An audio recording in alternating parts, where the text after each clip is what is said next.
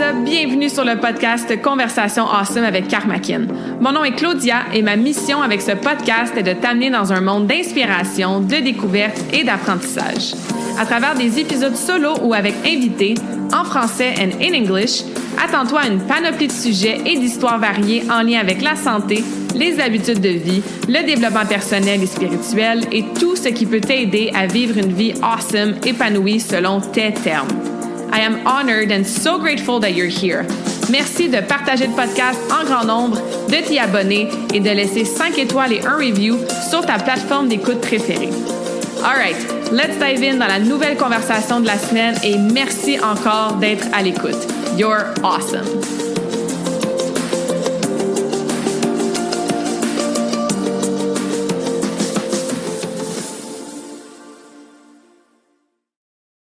Bienvenue tout le monde dans la nouvelle conversation awesome de la semaine. J'espère que vous allez bien, que vous êtes en pleine forme, que vous passez une bonne journée jusqu'à maintenant, tout dépendant d'où vous nous écoutez. Si c'est ta première fois sur le podcast, bienvenue dans les conversations awesome avec Karmakin. Si t'es ici à chaque semaine ou de temps en temps, re-bienvenue. Encore une fois, aujourd'hui, on a une invitée awesome. J'adore faire mes épisodes solo et j'adore aussi avoir des invités avec qui on peut jaser de sujets vraiment variés qui peuvent vous aider à vous sentir mieux dans votre corps, à vivre une vie plus alignée, plus awesome, plus saine, avec une meilleure vitalité, une meilleure connaissance de soi. Et aujourd'hui, on rentre dans un sujet que je sais que vous allez adorer, que vous me posez souvent plein de questions. Fait que moi, je fais appel à des expertes là-dedans pour continuer à vous fournir de l'information, des trucs, des conseils, des changements de mindset pour vous aider. On reçoit aujourd'hui Maude. Maude, bienvenue sur le podcast. Merci. Je suis contente d'être là ici aujourd'hui avec toi. Oui, bien content de t'avoir avec moi aussi. Donc, Maude, t'es naturopathe en santé hormonale, fertilité. T'abordes, bien sûr, tout ça, contraception naturelle, périnatalité, ménopause, digestion, toutes ces belles choses qu'on vit en tant que femme. Oui. Et avant qu'on rentre justement dans le vif du sujet, les gens peuvent aller te suivre, ils peuvent lire ton histoire un peu sur ton site internet, ce que j'ai fait, que je trouve vraiment inspirante. T'as du contenu awesome sur Instagram. Quand on s'est parlé la première fois, je te l'ai dit, moi, je suis genre 50 comptes sur Instagram. Là, je suis très, très sélective dans mes choix. Puis, dans le fond, c'est Vicky qui nous avait parlé l'une de l'autre. Puis elle était comme, hey, Maude, tu aurais parlé à Claudia. Claudia, tu aurais parlé à Maude. J'avais été découvrir ton contenu sur Instagram. Et t'es quelqu'un que j'adore suivre, justement, pour la qualité du contenu puis les trucs très pratico-pratiques. Et ton approche, justement, très naturelle, naturopathique, avec tous ces beaux sujets-là. Fait que bref, on va aller mettre ça dans la description du podcast. Allez suivre Maude sur Instagram. Mais au-delà de ton contenu, parlons un petit peu de qu'est-ce qui t'a amené à faire ce que tu fais aujourd'hui. J'ai toujours gravité dans le monde de la naturopathie. Mon père est naturopathe, massothérapeute, kiné. Ma mère travaille dans une clinique de chiropratie. Donc, ça a toujours été quelque chose pour moi de naturel. Je pense que j'ai toujours su que je voulais être naturopathe, mais j'ai comme laissé ça un peu de côté, puis je suis allée explorer d'autres choses dans le système de santé conventionnel pour vraiment me confirmer que ma place était dans le monde de la naturopathie. Quand j'ai vécu ma première grossesse s'est soldée par une fausse couche. J'ai ensuite eu une deuxième grossesse qui a été vraiment difficile. J'ai eu des nausées, des vomissements tout le long de ma grossesse. À la fin de ma grossesse, j'étais en anémie. Mon postnatal a été difficile. J'étais fatiguée, je manquais d'énergie. Puis mon bébé est né avec une malformation congénitale. Fait que tout ça, ça m'a amené à vraiment re-questionner mon alimentation, mes habitudes de vie. Puis c'est comme ça que ça a commencé. J'ai fait des recherches sur la santé à ce niveau-là. J'ai puisé plus loin, toujours plus loin.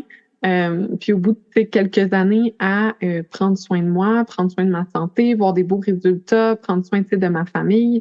Il y a des femmes qui ont commencé à venir vers moi pour avoir des conseils. Puis c'est là que j'ai décidé de me réorienter vers la naturopathie pour aider d'autres femmes à atteindre les mêmes résultats parce que on vit, je trouve, dans une époque où c'est difficile d'avoir accès à des informations qui sont fiables. Comme on n'a pas de difficulté à avoir accès à des informations. Il y en a tellement, mais avoir accès à des informations fiables à l'ère de la technologie où tout le monde peut dire ce qu'il pense sur Internet, comme je trouve que c'est particulièrement difficile. Puis là, on vient à être un peu mêlé, ça vient à causer de l'anxiété. Comment est-ce que je devrais manger? Qu'est-ce que mes habitudes de vie devraient être? Est-ce que je devrais prendre cette vitamine, ce supplément? Comme c'est tellement que des fois, on se perd en essayant de faire mieux. Fait que je trouvais ça important que les femmes aient accès à des ressources fiables, à du soutien pour réussir à vraiment avancer avec leur santé puis atteindre leurs objectifs. Ouais, quelle belle mission qu'on a tellement de besoins. Effectivement, hein, on est dans une heure où est-ce que tu fais une recherche Google, un scroll sur Instagram, puis on appelle ça en anglais information overload, là. Il y a tellement d'informations que non seulement on s'y trouve plus, mais ça devient très, très mélangeant. Et c'est surtout pas personnalisé et adapté à sa situation. Et bien qu'il y a des principes de base généraux que la plupart des humains devraient suivre, et souvent qu'on fait même pas de façon constante pour plein de raisons. Puis c'est pour ça que je coach autant sur l'intégration des saines habitudes de vie. Ben, ça reste que, tu sais, ta réalité quotidienne, ce que tu as vécu dans ton passé, tes objectifs avec ta santé, ben, ça devient un cheminement personnel, tu sais. Puis, on en jasait aussi beaucoup. On normalise énormément de symptômes.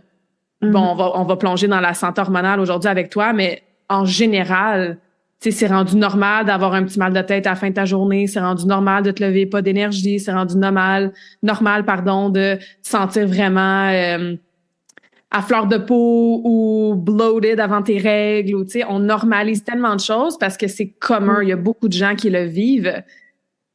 Puis j'ai envie qu'on commence là.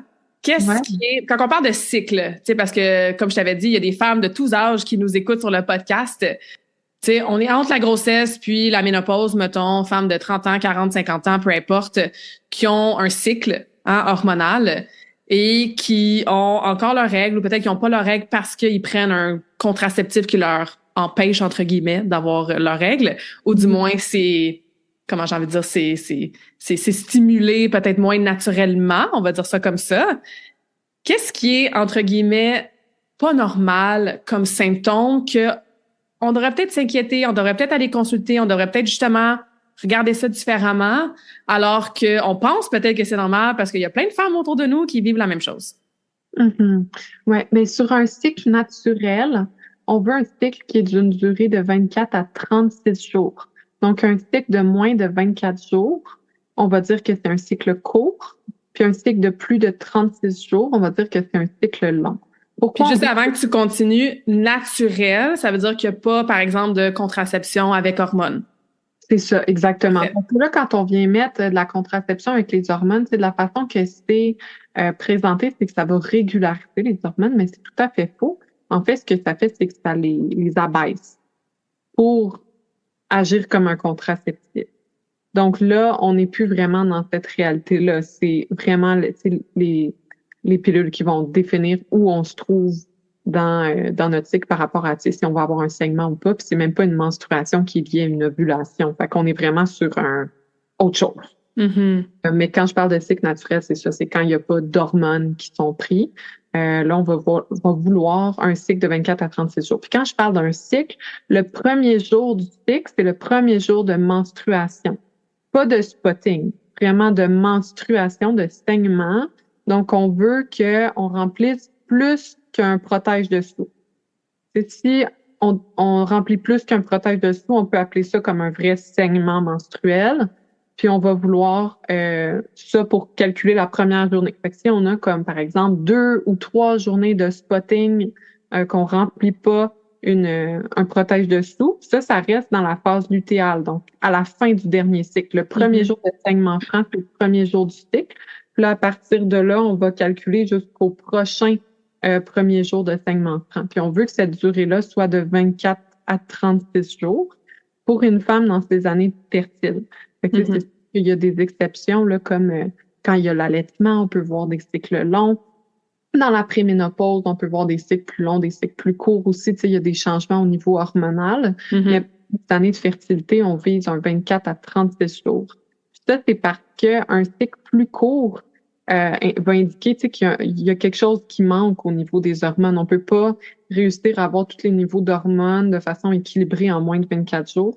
De la même façon, en plus de 36 jours, il y a beaucoup d'œstrogène qui va être sécrété pour vivre dans des situations d'hyperœstrogénie, puis parfois aussi le manque de progestérone. Donc, on n'est pas dans cet équilibre-là. Il faut vraiment rester dans cette braquette-là pour avoir un équilibre. Puis c'est ça, avant que tu continues, on entend souvent estrogène, progestérone. J'imagine que c'est les deux hormones principales. Est-ce qu'il y en a d'autres qu'on oublie ou qui serait peut-être important juste de connaître comme ça de façon générale? Il y a 4 principales hormones dans le cycle menstruel. La première, c'est la FSH, c'est l'hormone folliculostimulante. Elle est sécrétée par une glande dans le cerveau, puis elle va envoyer le signal aux ovaires de stimuler le développement des follicules. Donc là, à mesure que les follicules vont se développer, ils vont sécréter des oestrogènes. Puis les oestrogènes, eux, vont avoir un impact sur l'épaississement de la membrane utérine, donc de l'endomètre, c'est ce qu'on va évacuer à la menstruation. Mm-hmm. Aussi un impact sur le col de l'utérus pour la production de l'air cervical œstrogénique. Puis ça a plein d'autres impacts aussi sur le corps. Là. Mm-hmm. Les niveaux d'œstrogène vont augmenter beaucoup puis rapidement.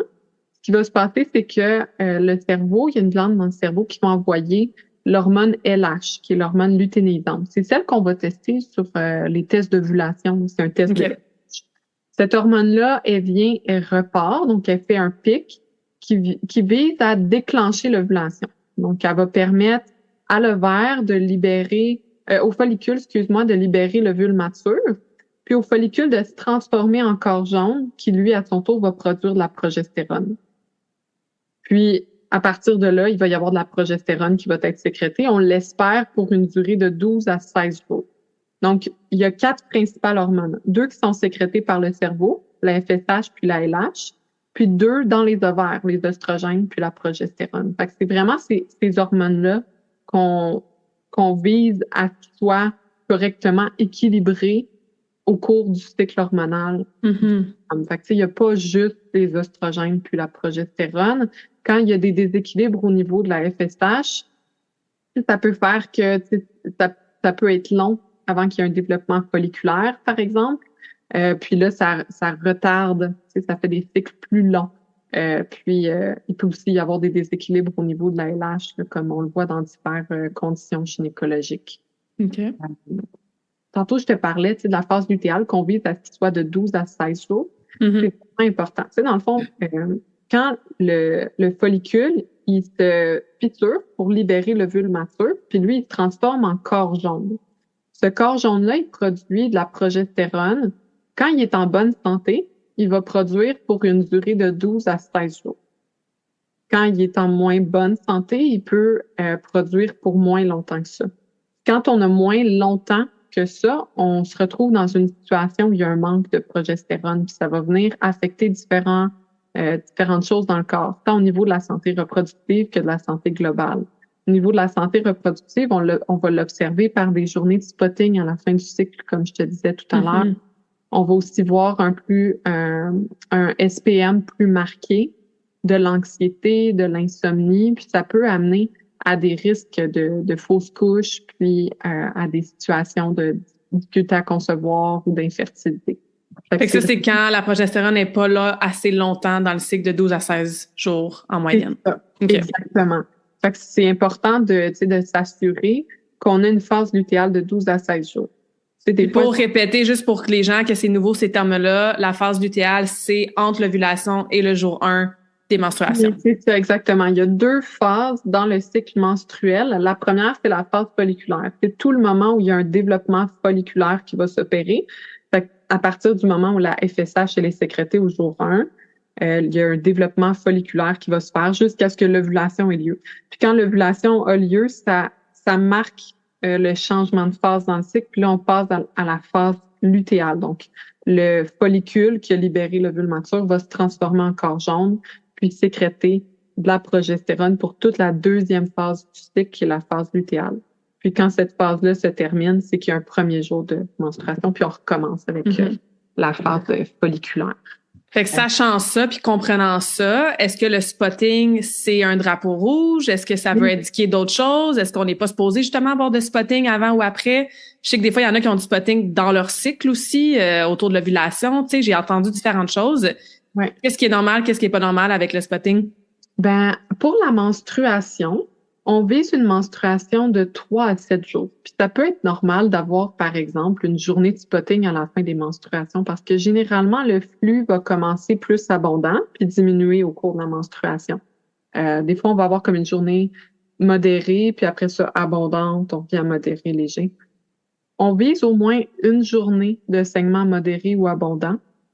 Puis les autres, on vise une quantité de sang perdu au total qui est entre 25 à 80 millilitres de sang. Fait que ça, on peut l'évaluer avec soit le niveau d'absorption de la serviette sanitaire, du tampon, avec une coupe menstruelle, c'est super précis.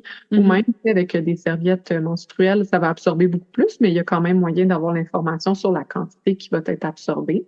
Ça aussi, c'est un signe important à surveiller. Puis là, pour le spotting, ben, c'est possible là, qu'on ait une ou peut-être 2 journées de spotting à la fin de nos menstruations parce que le flux, il va en descendant. Ça, c'est normal. Par contre, avant la menstruation, le spotting qu'on parlait tout à l'heure, qui va rester dans la phase lutéale, ça, c'est un drapeau rouge. Qu'il commence à manquer de progestérone, que les niveaux de progestérone diminuent à la fin de la phase lutéale. Fait que ça va être un drapeau rouge. Du SPM, ça va être un drapeau rouge aussi, parce que c'est grandement lié à un déséquilibre d'œstrogène puis de progestérone dans la phase lutéale. Ça peut aussi être lié à des carences nutritionnelles. Puis, il y a les douleurs menstruelles, les caillots de sang.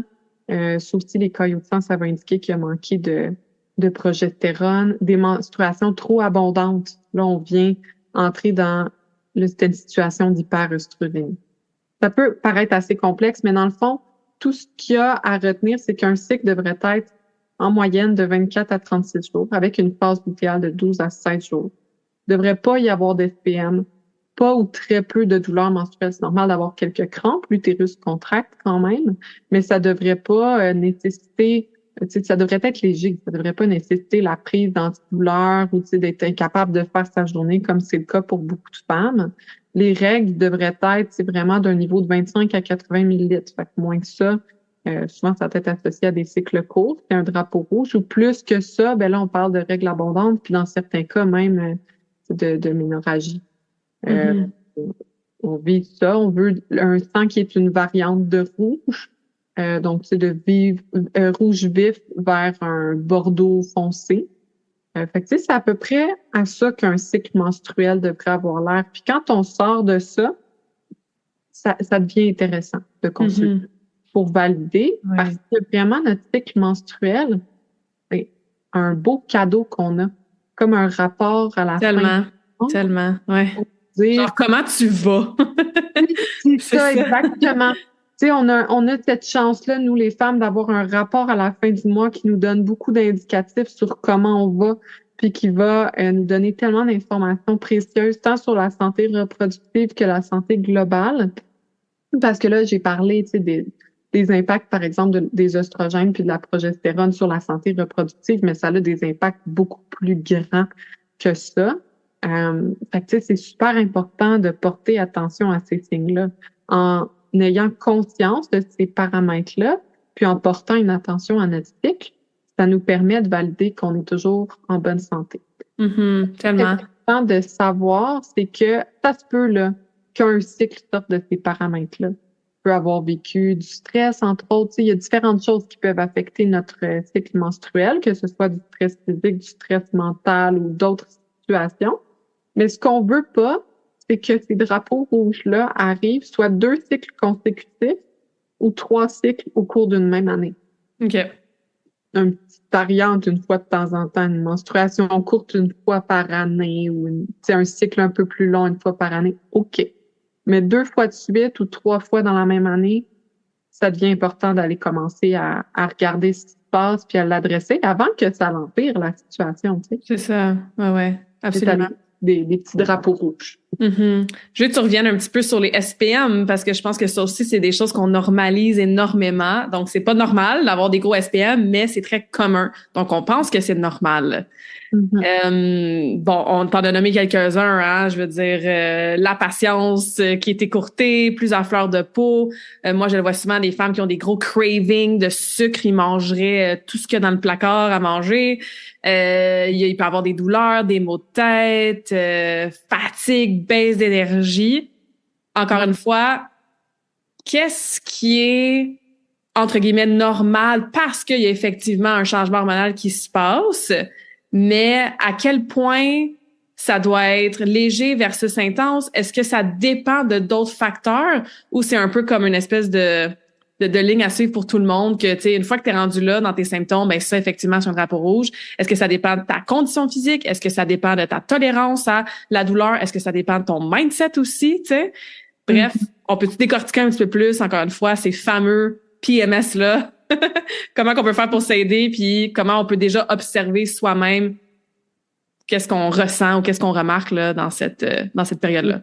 Oui, tout à fait. Ben, la période de SPM, là, le syndrome prémenstruel, ça va être vers la fin de la phase lutéale. Pour certaines femmes, ce qu'elles vont remarquer, c'est qu'elles ont des symptômes 2 à 3 jours. J'en ai d'autres que c'est comme 5 à 7 jours. Puis j'en ai d'autres que c'est carrément là, toute la phase lutéale qui est difficile. Fait qu'il peut y avoir différents signes et symptômes comme de la fatigue, de l'anxiété, de faire de la rétention d'eau.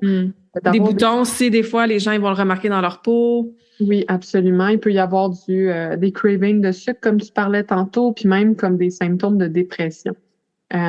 C'est normal vers la fin de la phase lutéale de sentir, c'est comme à l'approche des menstruations, vraiment proche des menstruations, de sentir comme un petit coup de fatigue. Rien qui t'empêche de fonctionner, mais de sentir un petit coup de fatigue. Tu sais. Parce que reste que les menstruations arrivent, c'est une période où on devrait normalement avoir plus de repos. Tu sais, on vit dans un monde où on va vivre sur le même horaire que les hommes, comme si on était tous pareils, mais on n'a pas le même système hormonal. On vit pas les mêmes choses dans notre corps. Puis, tu sais, si à l'ovulation, on est capable de produire 10 fois ce qu'on aurait produit dans d'autres phases de notre cycle, on est comme super productive. Ben, dans la menstruation, on l'est pas vraiment. Fait que c'est important de se laisser de l'amour là-dedans, tu sais, puis de la compréhension là-dedans. Ouais. C'est normal, tu sais, mettons la journée avant que les menstruations arrivent, puis tu sais, les 2-3 premières journées de la menstruation, d'être un peu plus fatigué, d'avoir moins d'énergie, puis tu sais, c'est correct de s'en demander moins dans ces journées-là. Par contre, tu sais, de vivre de l'anxiété, de la dépression, d'avoir des tensions dans les seins, de la rétention d'eau, des cravings, des sautes d'humeur, ça sort du normal. Ça vient indiquer qu'il y a un déséquilibre entre les oestrogènes puis la progestérone en phase lutéale. Puis ça peut aussi indiquer des carences nutritionnelles comme le magnésium, le calcium, la vitamine D, les vitamines B. Puis ça peut aussi être associé à la consommation de sucre raffiné ou de produits laitiers conventionnels, donc qui sont transformés.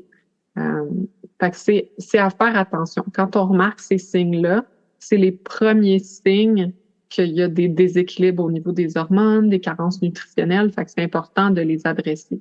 Puis moi, je vois beaucoup dans ma pratique des femmes qui viennent consulter. Généralement, il y a comme plus qu'une chose, même si c'est souvent une chose qui les amène en consultation.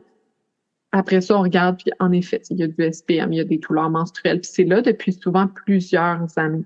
Fait que c'est le premier signe à apparaître. Puis, heureusement aussi, c'est un des premiers à se résorber quand on travaille en naturopathie. Là, souvent, je vais voir que mes clientes, que ce soit la raison pour laquelle elles consultaient ou pas, le SPM, c'est souvent la première chose qui s'améliore, ouais. Puis ensuite, les douleurs menstruelles. Les douleurs menstruelles, de leur côté, ça va généralement être dû à des prostaglandines élevées. Fait que c'est une situation d'inflammation dans le corps. Donc, quand on vient diminuer les sources d'inflammation, on va voir que ça se rééquilibre. Des fois, il y a des carences nutritionnelles particulières qui peuvent aussi être en cause, ces choses-là. Et tu sais, une chose importante que je pense à nommer, là, tout à l'heure, on parlait de la durée du cycle, 24 à 36 jours, puis la phase lutéale, 12 à 16 jours. Puis j'ai beaucoup de femmes qui viennent me consulter, puis qui me disent « Ah, mais tu sais, je viens te consulter, par exemple, pour des difficultés à concevoir, de l'infertilité. Mais j'ai un cycle régulier de à peu près 28 à 30 jours, pas de problème, mes menstruations sont correctes. » Puis après ça, quand on regarde plus en profondeur, parce que je vais dire à toutes mes clientes, même quand elles me disent « Ah, j'ai un super beau cycle, 28 à 30 jours régulier, tout est beau », que je veux qu'on regarde puis qu'on adresse le cycle parce que c'est vraiment comme un rapport qui nous donne tellement d'informations. On peut pas mettre ça de côté dans des situations où il y a de la difficulté à concevoir ou de l'infertilité, des fois des diagnostics, par exemple, d'infertilité inexpliquée. C'est important d'aller regarder ce que le cycle va nous dire. Puis là, on vient à analyser le cycle, puis on voit que l'ovulation, elle a lieu tardivement dans le cycle. Donc, c'est pas parce que tu as un cycle de 28 à 30 jours régulier que tu as une phase lutéale de 12 à 16 jours. Peut-être que l'ovulation arrive vraiment tard dans le cycle. Et donc, on a une phase folliculaire plus longue, puis une phase lutéale plus courte. Si on fait pas le suivi de notre cycle, souvent, ça va passer inaperçu, puis ça peut être la raison de difficultés à concevoir, d'infertilité, de fausses couches. Fait que, souvent, c'est un problème que je remarque chez des clientes qui consultent, qui vivent ces problèmes-là, puis qui n'ont pas nécessairement, qui savent pas pourquoi, qui savent pas d'où ça vient, parce qu'il y a quand même une régularité dans leur cycle. Mm-hmm. Mais moi, j'ai certainement vécu ça dans le sens que ce que j'ai appris quand j'ai commencé à avoir mes règles, c'était ton jour 1, c'est quand tu commences à avoir tes menstruations. Puis là, ma mère, elle me disait, compte dans ton calendrier, puis 28 jours, fais un petit cercle sur le calendrier, tu vas savoir tes prochaines règles vont arriver quand, tu sais.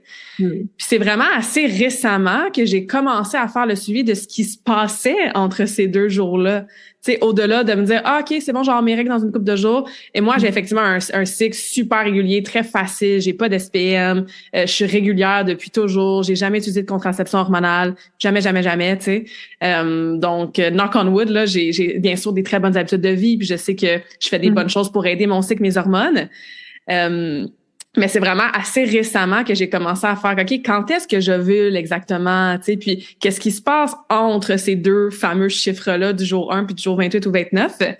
Moi, j'ai mon amie ostéopathe en santé féminine qui m'a recommandé une application mobile que j'utilise. Toi, c'est quoi les façons puis c'est quoi les trucs que tu aurais à me donner pour des femmes qui sont à l'écoute qui sont comme, ah, ben, ouais, faudrait peut-être que je commence à traquer mon cycle, puis peut-être plus d'informations au-delà de juste quand est-ce que je commence, puis quand est-ce que je suis supposée avoir mes prochaines règles, tu sais.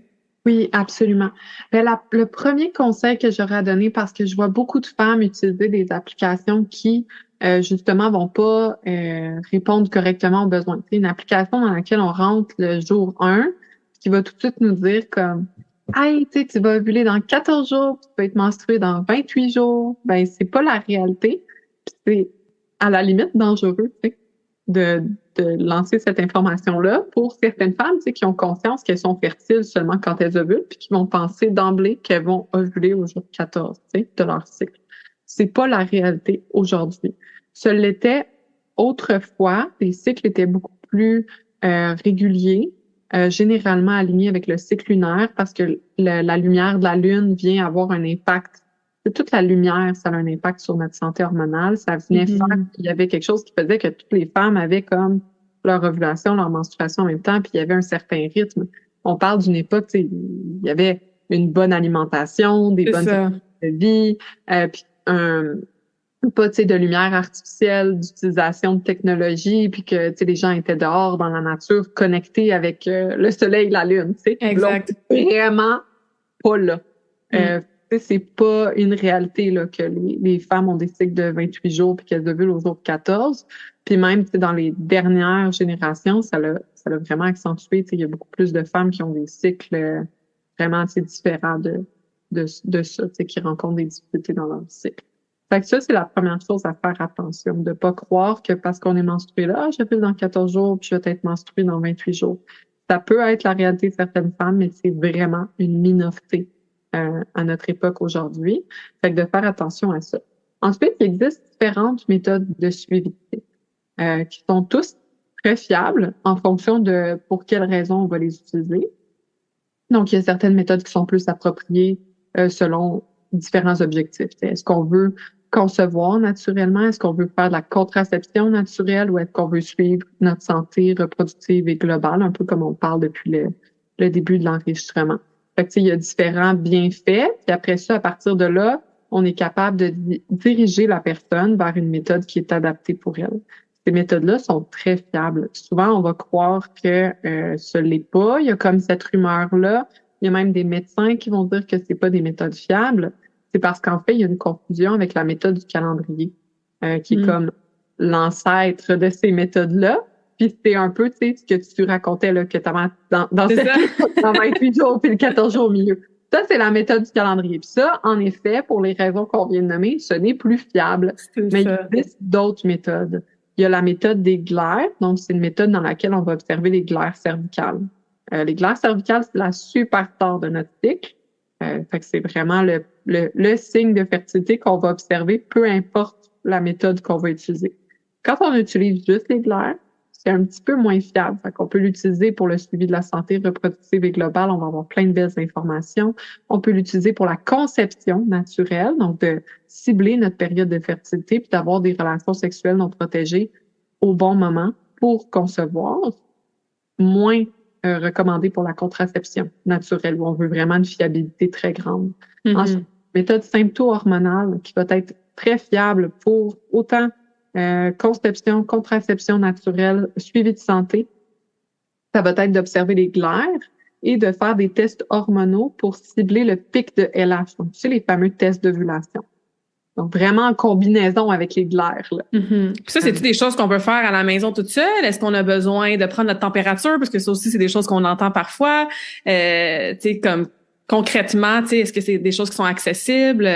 Une autre méthode, c'est la méthode symptothermique où on va regarder les glaires puis la température basale corporelle, comme tu viens de nommer. Fait que c'est 3 méthodes différentes. Les 3 peuvent être pratiquées à la maison de façon totalement autonome. Ce que je recommande, c'est d'avoir une formation d'au moins 3 heures et demie avec une formatrice en contraception naturelle ou un cours préenregistré pour celles qui ont cette autonomie et cette motivation-là.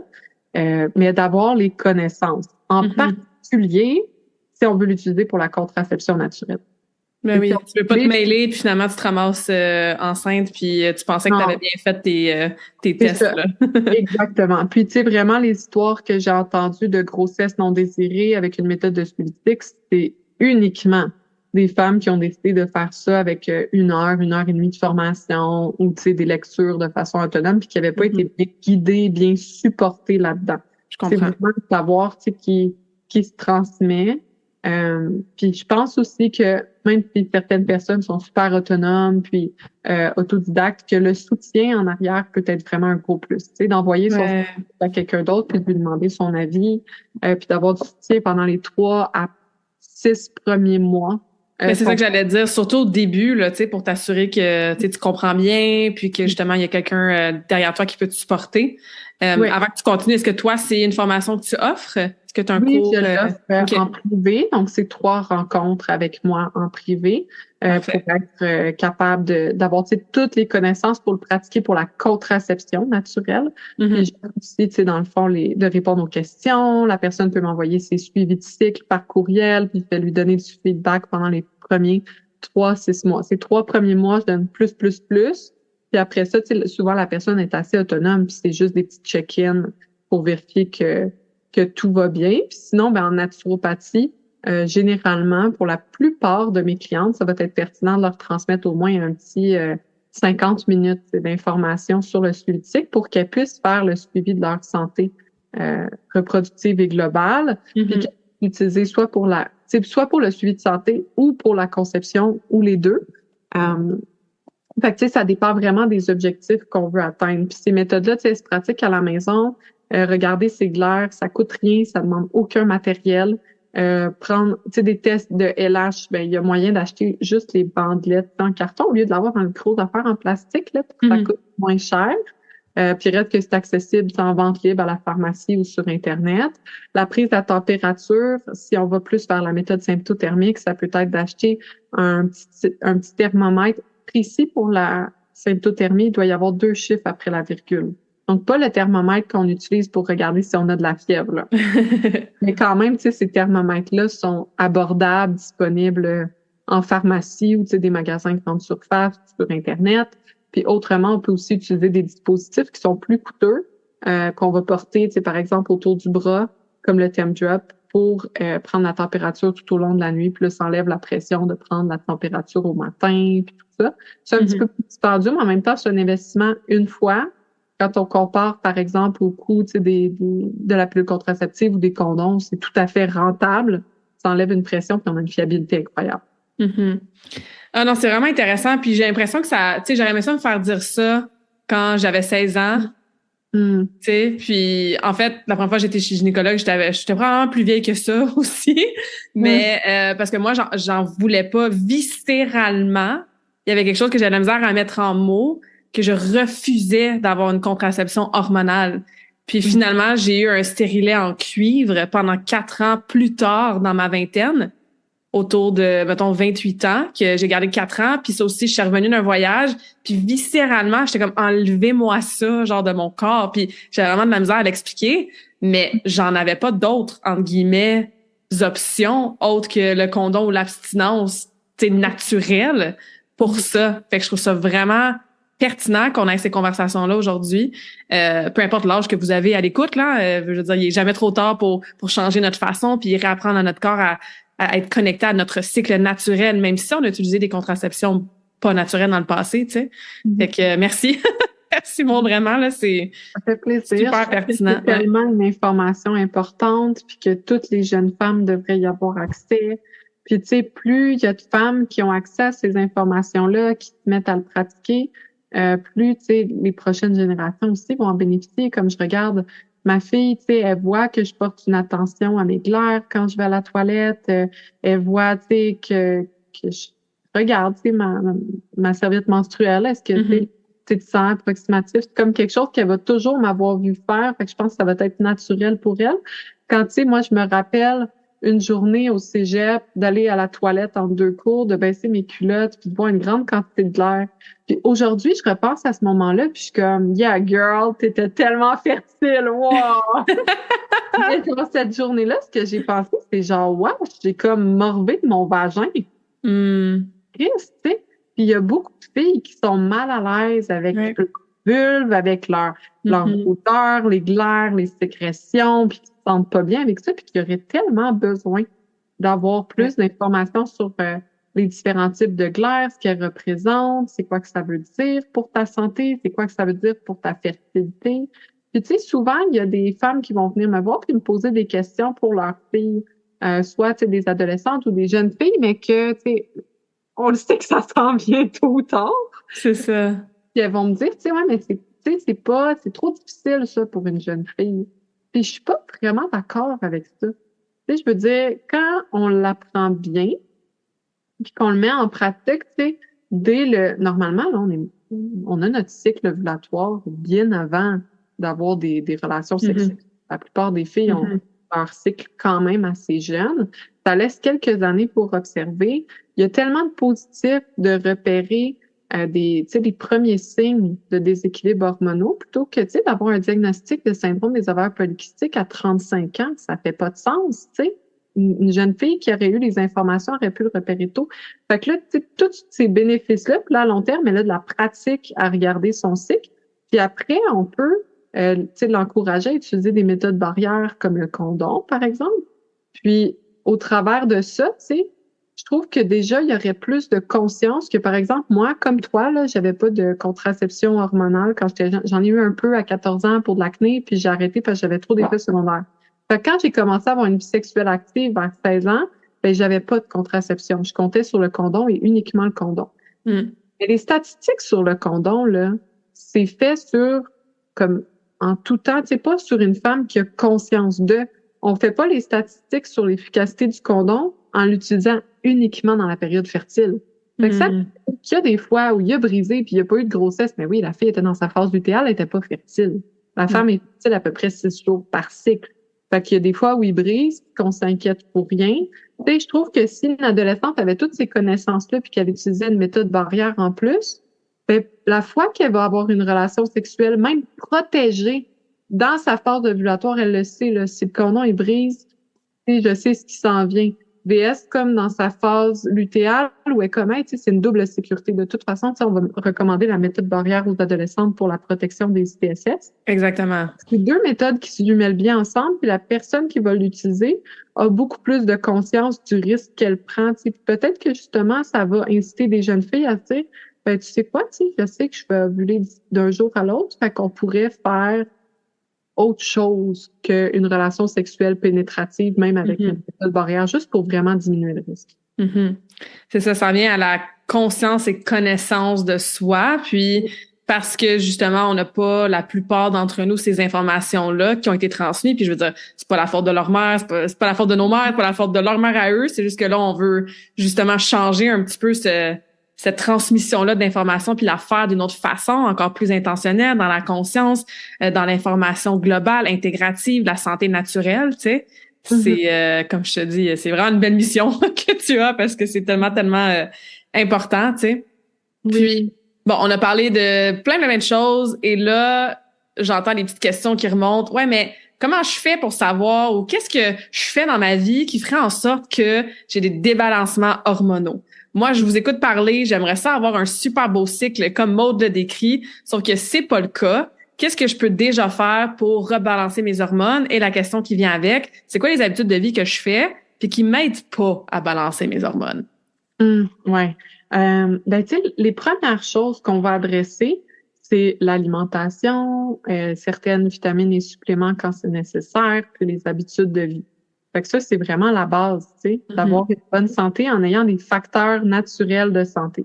Puis après, pour certaines conditions gynécologiques particulières, mais il peut y avoir il y a différentes approches. Soit en médecine conventionnelle, on va aller vers de la médication. En naturopathie, il y a certains suppléments qui sont reconnus être aussi, voire plus efficaces, puis qui sont plus naturels.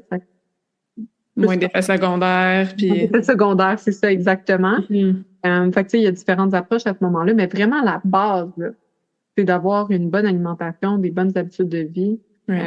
Que après ça, il y a pas une vitamine, un supplément ou un médicament qui va comme par miracle régler le problème. C'est généralement les médicaments, ça vient adresser le symptôme et non pas la cause. Fait que c'est vraiment important de se questionner sur notre alimentation, nos habitudes de vie à la base. Ouais. Puis mettons alimentation, là, si tu nous donnes 3 à 5 points à faire, 3 à 5 points à ne pas faire en alimentation pour optimiser notre santé hormonale, ça ressemble à quoi? On t'a entendu dire inflammation tantôt, on t'a entendu dire produits laitiers, tu sais, mettons 3-5 affaires à ne pas faire pour optimiser notre alimentation, ça serait quoi? Mais le premier point, ce serait de balancer les macronutriments. Donc, quand je parle de macronutriments, c'est les protéines, les graisses, les glucides. Il y a beaucoup de femmes de nos jours qui consomment des grandes quantités de glucides, puis pas suffisamment de protéines, de bonnes graisses. Puis, tu sais, ça amène à toutes sortes de déséquilibres, déjà au niveau des macros, mais après ça, quand on mange pas les bons apports de macronutriments, ben ça a un impact sur les micronutriments aussi. Fait que, tu sais, ce qu'on vit, c'est que dans un repas, il y a approximativement 30% de protéines, 30% de bonnes graisses, puis un maximum de 40% de glucides. Donc, on veut venir rajouter des belles protéines puis des bonnes graisses dans la tellement. Pour vraiment, parce que comment je l'explique, c'est que les glucides, c'est de l'énergie immédiate. Alors que les protéines, les bonnes graisses, ça va être de l'énergie à long terme. Fait qu'on a besoin de ces protéines-là pour nous offrir une énergie qui va être stable. Puis, on a aussi besoin des glucides là, pour avoir de l'énergie immédiatement.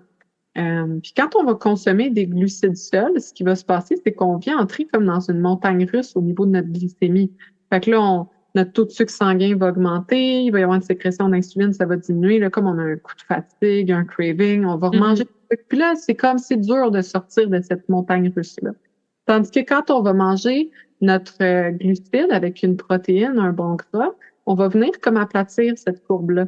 On va venir s'assurer que le sucre soit absorbé plus doucement, si je peux dire, par le corps. Fait que ça va être important d'avoir ce bon apport-là dans les macronutriments.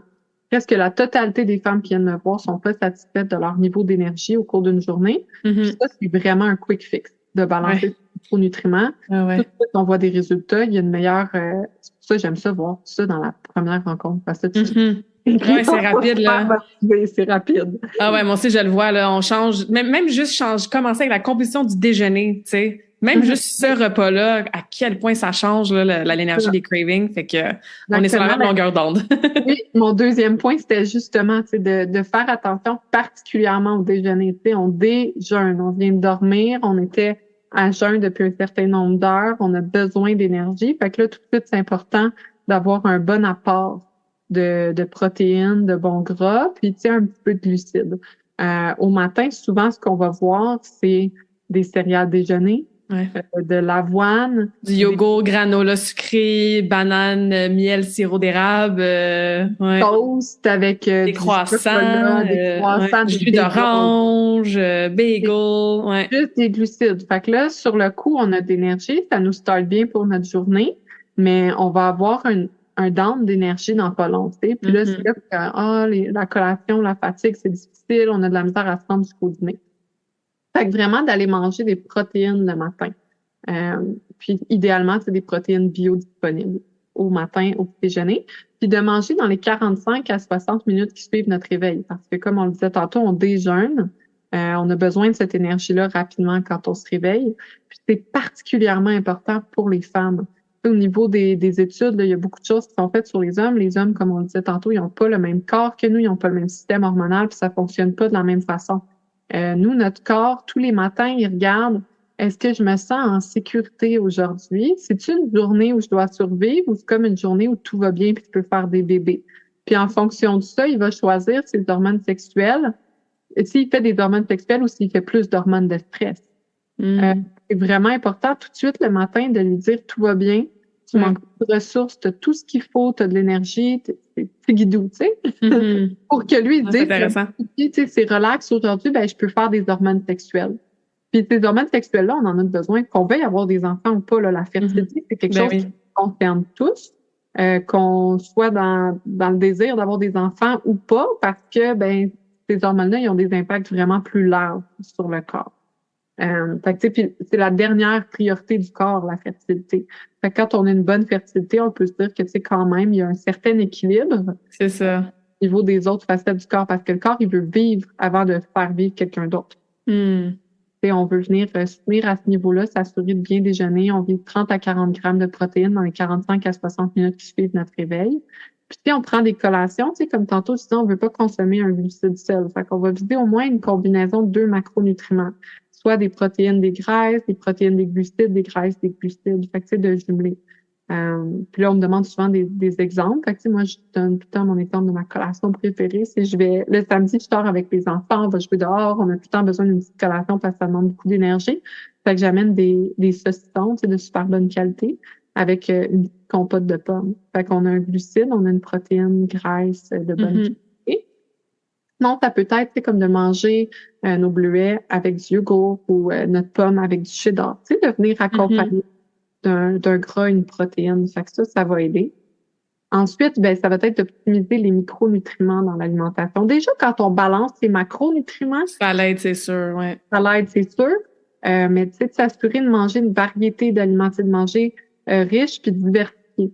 Donc, de la viande, des abats, des poissons, des fruits de mer, des œufs, des produits laitiers, tu sais, puis vraiment varier les sources de nutriments dans notre alimentation. Ça va vraiment permettre d'avoir une belle variété de micronutriments, puis de s'assurer d'en manger de façon abondante, puis de manger à notre faim, tu sais, de pas restreindre les calories, puis ces choses-là. Ça aussi, on le voit vraiment beaucoup, là. Je veux dire, moi, c'est ça, je travaille la relation avec la nourriture, entre autres, puis il y a beaucoup de femmes qui arrivent, puis ils ont fait des diètes de 1200 calories, puis ils buvaient des shakes toute la journée. C'est très, très, très restrictif, beaucoup de privation, puis ça fait l'effet contraire, hein. Souvent, ils veulent faire ça pour maigrir, puis finalement, ça fait tellement de débalancements hormonaux, entre autres, ça pique le taux de cortisol parce qu'il manque tellement de nutriments que finalement, ils finissent par tout ralentir au niveau du métabolisme, avoir des dérèglements au niveau de la glande thyroïde et autres, et prendre plus de poids, tu sais. J'adore que tu dises ça, comme il faut manger, ladies, là, tu sais, Oui, vraiment. Puis, comme je pense aussi, tu sais, à des femmes qui allaitent. Ça, c'est quelque chose que je vois souvent. Des femmes qui allaitent dans leur postnatal, ils ont faim, c'est normal, ils viennent de créer un bébé, de l'accoucher, là, ils l'allaitent, mais elles veulent perdre leur poids postnatal. Non, mange. Ton corps t'en demande, c'est parce que tu as besoin de ressources, puis d'avoir ces ressources-là va justement, tu sais, faire tout ce que tu as dit, là, comme soutenir le métabolisme, puis s'assurer que tu puisses perdre ton poids. C'est pas une bonne indication de penser que de se priver va aider, absolument pas. Fait que ça, c'est une chose à ne pas faire. Puis ensuite, ça va être de veiller à la qualité des aliments qu'on consomme. Fait qu'idéalement, tu sais, ça va être biologique, local, de saison. Ça, au début, tu sais, ça demande de réfléchir. Beaucoup de clientes qui vont me dire, surtout aujourd'hui, là, au coût du panier d'épicerie, tu sais, que c'est comme difficile de manger biologique, tout ça. Puis là, c'est là que je rajoute local et de saison. Puis là, ça vient comme un peu balancer. Reste que les coûts vont augmenter partout, là, mais ça permet de s'offrir ça. Tu sais, moi, je fais directement chez le fermier.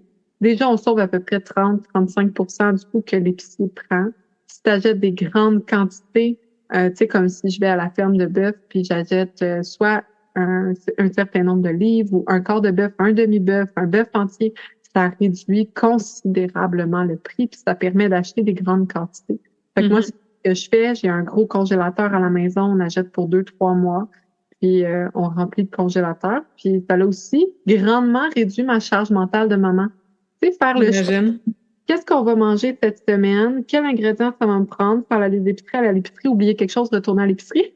Comme là, c'est plus ça, tu sais. On peut y aller juste avec, j'ouvre le congélateur. Ah, tiens, un ragoût, ce serait bien pour demain. Ah, des brochettes. Puis juste sortir. Ah, je vais faire une soupe. Sortir le poulet pour demain. Parce que c'est déjà tout à la maison.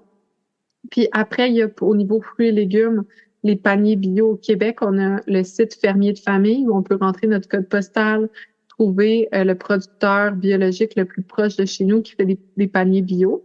Puis là, on y va aussi, tu sais, c'est sûr que là, on passe pas par un intermédiaire. Fait qu'il y a une baisse de prix.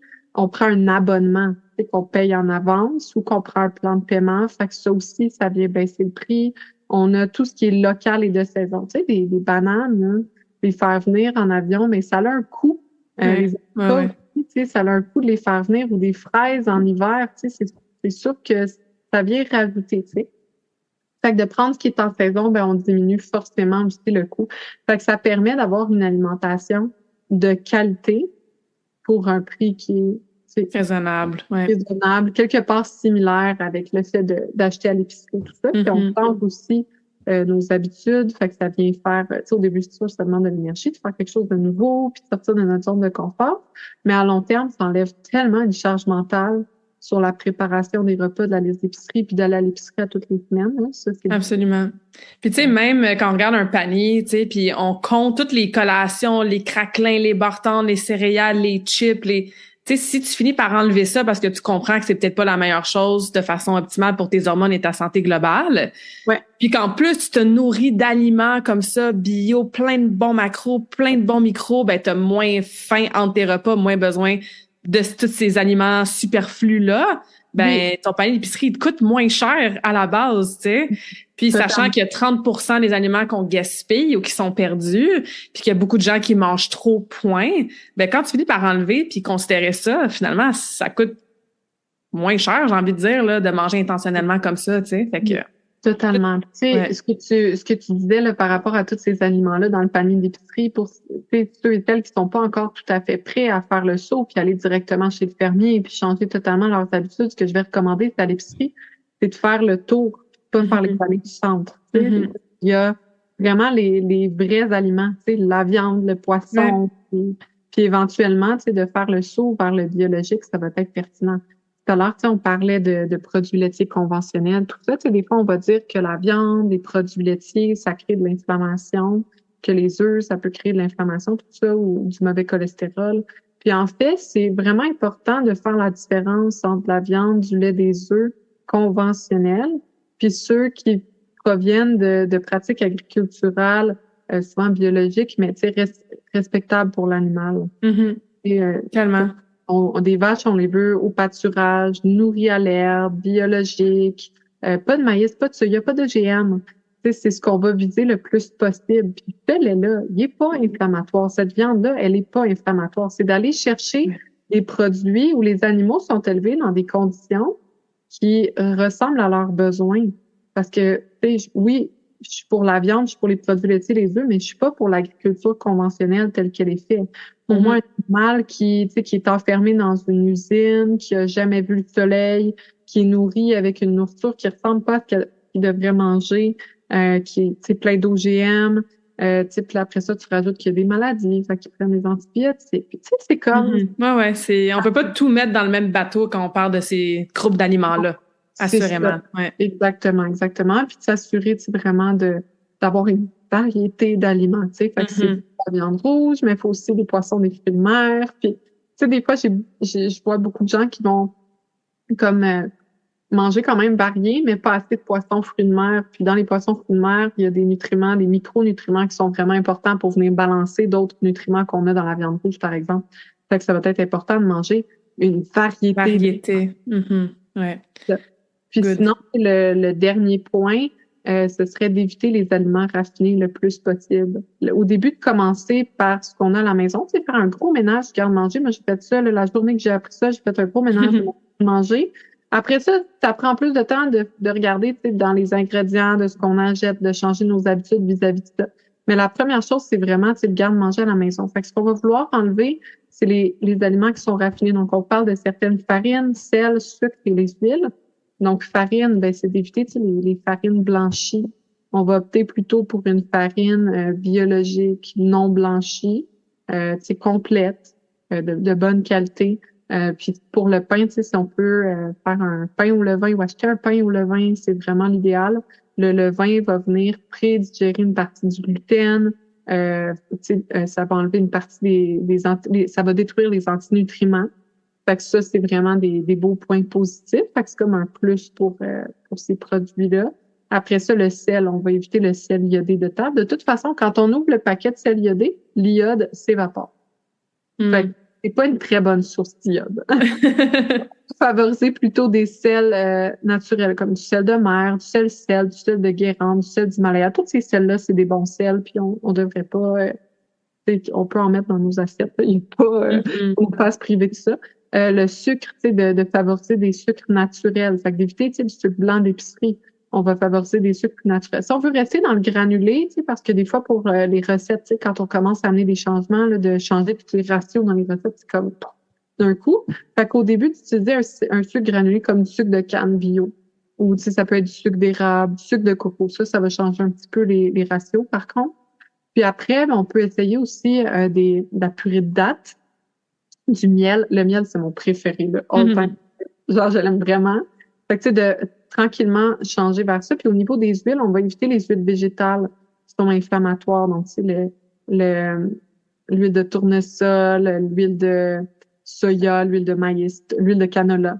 Toutes ces huiles-là, on va les éviter. Les huiles qui sont correctes, ça va être les huiles qui proviennent de fruits, comme l'huile d'avocat, l'huile d'olive, l'huile de coco. Faut juste faire attention dans quel contexte on les utilise. L'huile d'olive, ça prend pas très bien la chaleur. Je l'utilise pour des grettes, je l'utilise pour des mayonnaises, mais je vais pas l'utiliser pour cuire. L'huile d'avocat, l'huile de coco sont plus capables de prendre la chaleur. Faut vérifier, tu sais, les points pour ça, puis regarder, tu sais, la chaleur qu'on utilise dans notre recette, mais ça va être... Sinon, ben, des graisses animales. Tu sais, de retourner à ce que nos grands-mères utilisaient. Moi, la cuisine, que c'est de la graisse de bœuf, du cuivre, de la graisse de porc, du pain doux, puis de la graisse de canard. Puis, tu sais, de s'assurer encore une fois de la qualité, puis de la provenance. Puis ces graisses-là vont être riches en vitamines A, D, E, puis K2, qui sont des nutriments particulièrement essentiels pour le cycle menstruel, la fertilité. Donc, très bon à ce niveau-là. Puis, tu sais, on a beaucoup tendance à penser que le gras, ça va nous rendre gros, mais c'est pas ça. T'sais. On a besoin de bonnes graisses. C'est vraiment quand on va vers des huiles qui sont inflammatoires, qu'on l'utilise par exemple pour la friture, des frites, des chips, des choses comme ça. Mais là, c'est sûr qu'on vient rajouter beaucoup de... Ou si on regarde des personnes qui ont fait un petit effort pour leur santé, puis qui vont utiliser tu sais, comme du lait d'amande, du lait d'avoine, du lait de soya. Mais dans ces laits-là, quand on les achète commerciales, il y a des huiles dedans. Il y a des huiles végétales puis des additifs. Fait que là, encore là, on vient prendre un grand apport d'huile végétale. Fait que c'est de faire attention à ça, à ce niveau-là. Puis même ces laits-là, là, c'est à faire attention quand on les fait à la maison parce qu'il y a aussi une question d'antinutriments. Puis ça. Puis, au niveau du lait conventionnel, ben en fait, c'est pas le lait qui pose problème, c'est les conditions d'élevage, puis c'est ce qu'on fait au lait ensuite. On va le pasteuriser, on va l'homogénéiser, on va l'écrémer. Tu sais, c'est beaucoup de processus qui viennent dénaturer le lait. Puis les vaches, tu sais, au Québec et ailleurs, ils ont été, ils ont vécu des modifications génétiques pour toujours plus produire. Puis aujourd'hui, elles font une protéine qui s'appelle la caséine A1. Autrefois, c'était la caséine A2 qui était produite. Fait que d'aller vers du lait de vache de race plus ancestrale comme la Jersey, la Guernsey ou tout autre animal qu'une vache comme brebis, chèvre qui n'ont pas vécu ces modifications-là, on va avoir un lait qui est plus facilement digeste. Fait que, si on peut aller vers quelque chose parce qu'au Québec, la pasteurisation est obligatoire pour le lait, là. Donc, si on peut aller vers quelque chose qui est comme pasteurisé à basse température, non homogénéisé, avec tout le gras à l'intérieur de chèvre, de brebis, par exemple. Donc là, on a un produit de bonne qualité. Puis sinon, mais les fromages au Québec, on a vraiment une grande variété de fromages, de lait cru, de super bonne qualité, même dans le biologique, au pâturage, on a vraiment des bons produits. Fait que, tu sais, c'est de faire attention à ce niveau Ouais. d'alimentation. Mais j'aime tellement toutes les nuances que tu apportes, tu sais, parce que ça permet justement de s'observer, faire OK, où est-ce que j'en suis là en ce moment actuellement avec mes habitudes alimentaires, puis c'est quoi la prochaine chose que je peux faire pour m'améliorer ou pour faire mieux la prochaine fois parce que là, j'ai eu d'informations, tu sais, qui est intéressante. Fait que Ouais. c'est vraiment de pas se mettre la pression de tout changer dès demain matin, mais c'est de continuer ce cheminement-là vers une santé hormonale et globale optimale en ayant ces connaissances-là puis en apportant des nuances aussi, tu sais. Ouais. Donc, je trouve ça vraiment intéressant parce que c'est ça, on a des fois les discours, et même moi, tu sais, avec de certaines façons, tu sais, comme non, zéro gluten, zéro produit laitier.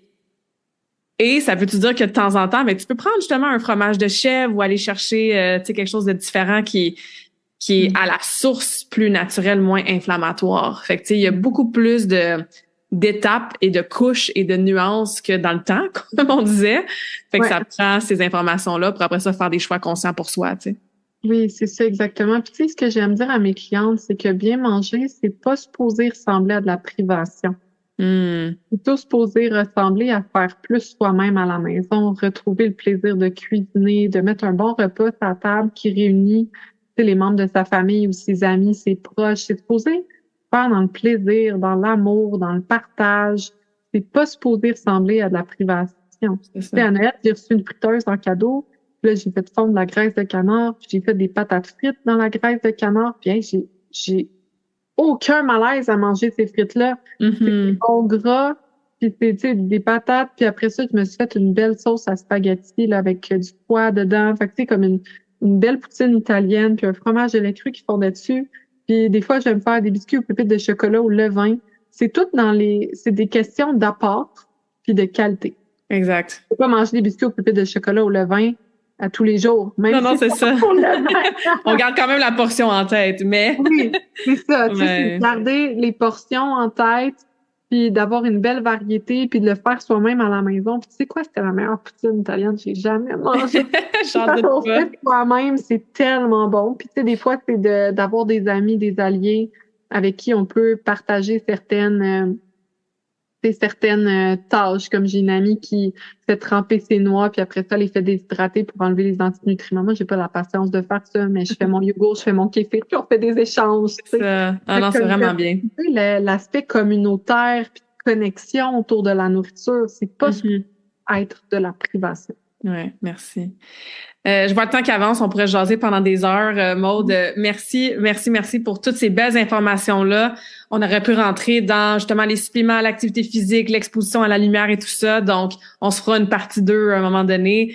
Et les Ouais. gens, ben, allez suivre son contenu parce que ce que vous avez entendu aujourd'hui, ben, c'est ça. Il y en a beaucoup plus sur tes formations, tes cours, des consultations avec toi aussi, tes réseaux sociaux, le contenu que tu mets là. Puis je pense que tu offres une consultation aussi moi j'appelle ça un appel découverte, là, mais une consultation Ouais. gratuite pour... Consultation gratuite de 20 minutes pour parler de ses besoins, puis valider, tu sais, qu'il y a un fit, puis valider que ça répond aux besoins de la personne qui recherche, puis expliquer un peu comment je travaille, mon approche. Fait que, tu sais, ça, c'est vraiment une belle façon de commencer. Mhm. C'est possible d'aller directement à l'évaluation selon les besoins de la personne. Good. Puis tu fais ça en mode virtuel, Oui, c'est donc ça. n'importe Totalement où. virtuel. Ouais, partout dans la Super. francophonie. Good. Excellent. Fait qu'on va tout mettre ça dans la description du podcast. Puis, je vais te poser ma dernière question que je pose à toutes mes invités en fin de conversation awesome. Est-ce que tu as une citation préférée? Ça serait laquelle et pourquoi? Ben, j'en ai beaucoup. Attends une minute, Hippocrate, ils sont toutes tellement belles, là. Mais là, attends une minute. J'avais oublié que tu posais cette question-là. Je me suis préparée. Faudrait que je me fasse un tableau de citations, tu sais, que j'accroche sur des post-it, Oui, c'est ça. que je mette ça devant mon ordinateur. Dans le fond, tu viens de me donner comme une super bonne idée de motivation et d'inspiration pour On aime ça, les quotes. rester connecté, puis la santé commence par le choix de ce que nous mangeons. Puis aussi que le corps possède une force naturelle de guérison. Comme deux de mes prefs, ça. Ouais. Ouais, ça résume bien notre conversation d'aujourd'hui. Oui. Good. Merci beaucoup, Maud, c'est super apprécié. Ça fait plaisir.